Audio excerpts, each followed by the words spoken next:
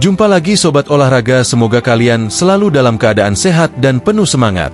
Hari ini kita punya kabar terbaru seputar Timnas Indonesia yang sayang banget kalau dilewatkan.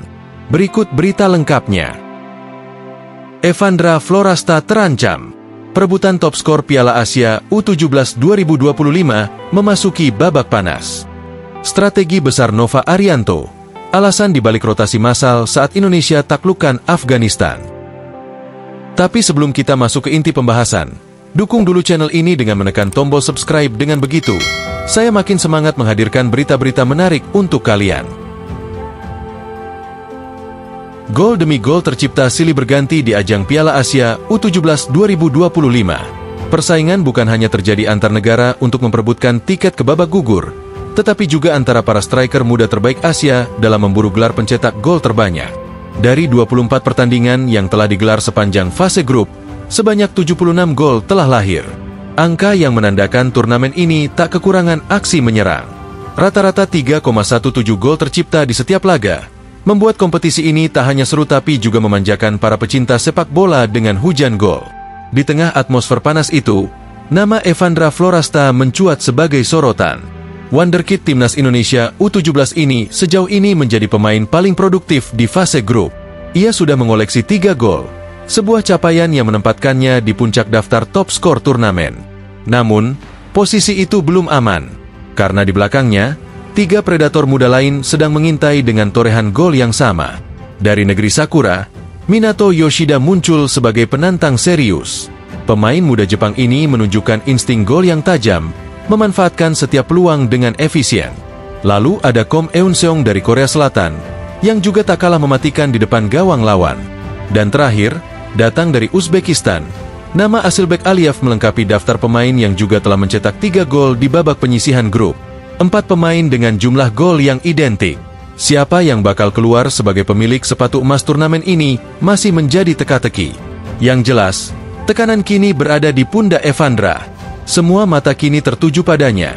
Apakah ia bisa terus mempertahankan performanya di laga-laga krusial berikutnya? Namun menariknya, keberhasilan Evandra bukan sekadar keberuntungan pribadi.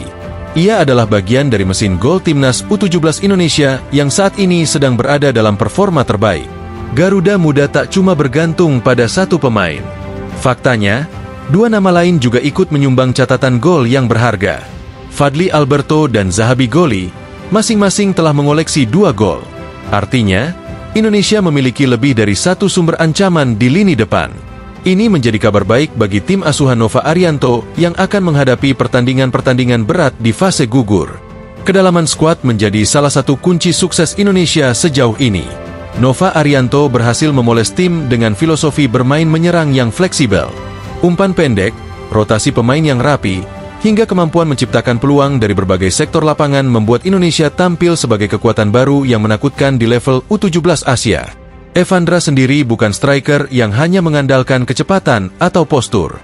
Ia punya penempatan posisi yang cerdas, serta timing yang tepat dalam menyambut bola. Gol-gol yang ia cetak bukan hasil individual semata, tetapi cerminan dari kerjasama tim yang solid dan kemampuan membaca permainan yang matang. Meskipun diintai ketat oleh 3 nama dari negara lain, Evandra tetap memiliki peluang besar untuk mempertahankan gelar top scorer. Hal ini bukan hanya karena kualitas individunya, tetapi juga karena sistem permainan Timnas U17 yang mendukungnya dengan baik.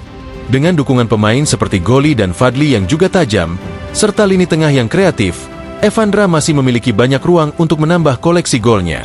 Namun demikian, ancaman dari Minato Yoshida tak bisa dianggap remeh. Jepang dikenal dengan permainan cepat dan penguasaan bola tinggi.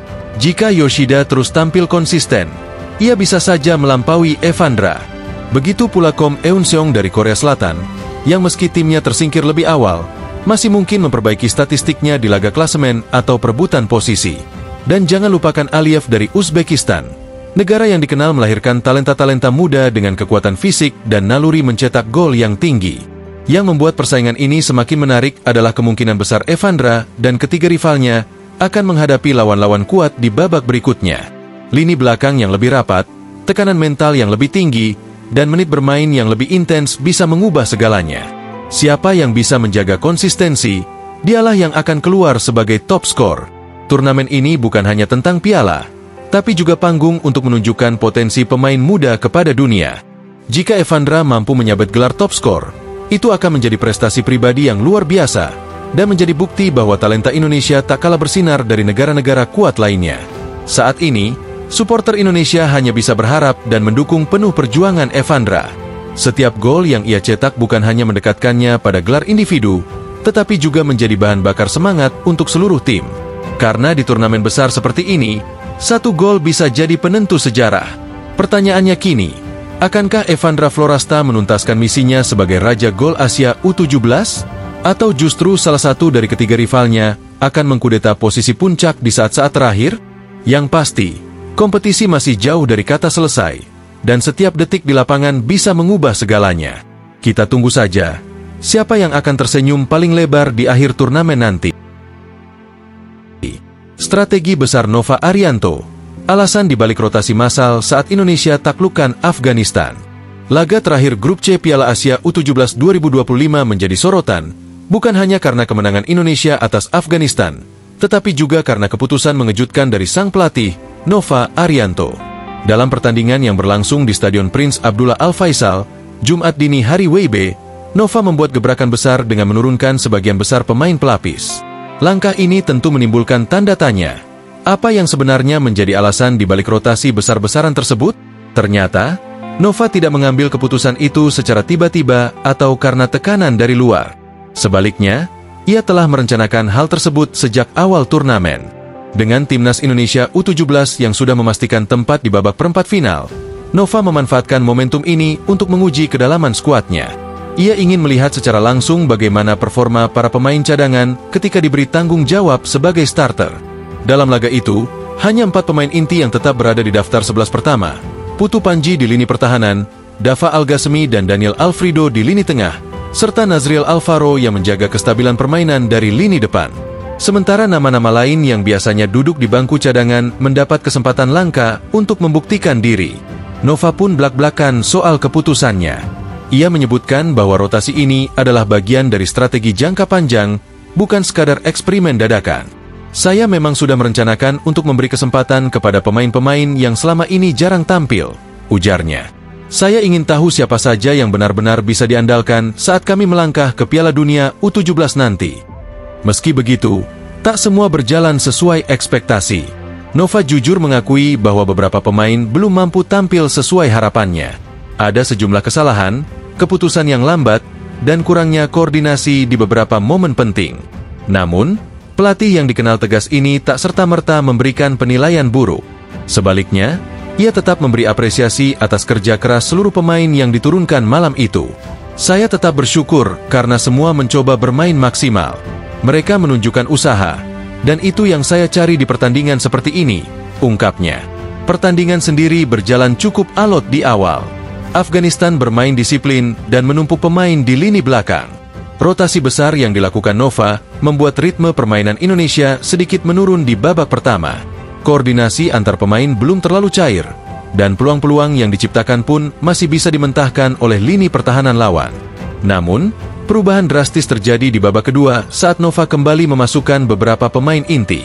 Fadli Alberto dan Zahabi Goli, dua nama yang sejauh ini konsisten tampil tajam, masuk untuk memberikan daya gedor tambahan. Dan benar saja, dua pemain ini menjadi pembeda di laga tersebut. Fadli mencetak gol pertama melalui skema serangan balik cepat yang diakhiri dengan penyelesaian dingin. Tak lama berselang, Zahabi menggandakan keunggulan setelah memanfaatkan kemelut di depan gawang Afghanistan. Dua gol ini lahir di menit-menit akhir dan memastikan kemenangan Garuda Asia dengan skor 2-0. Hasil ini sekaligus menegaskan dominasi Indonesia di fase grup. 3 kemenangan dari 3 laga, 9 poin sempurna, dan status juara grup C menjadi bukti bahwa pasukan Nova Arianto layak diperhitungkan. Mereka bukan hanya menang, tetapi juga menunjukkan fleksibilitas taktik serta kedalaman tim yang menjanjikan. Namun, kemenangan ini bukan sekadar selebrasi. Nova menggunakan laga kontra Afghanistan sebagai bahan evaluasi besar menjelang perempat final. Ia kini tahu siapa saja yang siap tampil saat dibutuhkan, dan siapa yang masih butuh jam terbang dan pembinaan lebih lanjut. Kita lihat siapa yang bisa bantu kita di Piala Dunia nanti, kata Nova, menandakan bahwa pikirannya sudah jauh ke depan. Nah, itulah pembahasan kita kali ini. Semoga bisa menambah wawasan dan memberikan informasi yang bermanfaat untuk kalian semua. Jangan lupa terus dukung channel ini dengan like, share, dan subscribe agar kami semakin semangat menghadirkan konten menarik lainnya. Sampai jumpa di video selanjutnya. Tetap semangat dan dukung terus sepak bola Indonesia.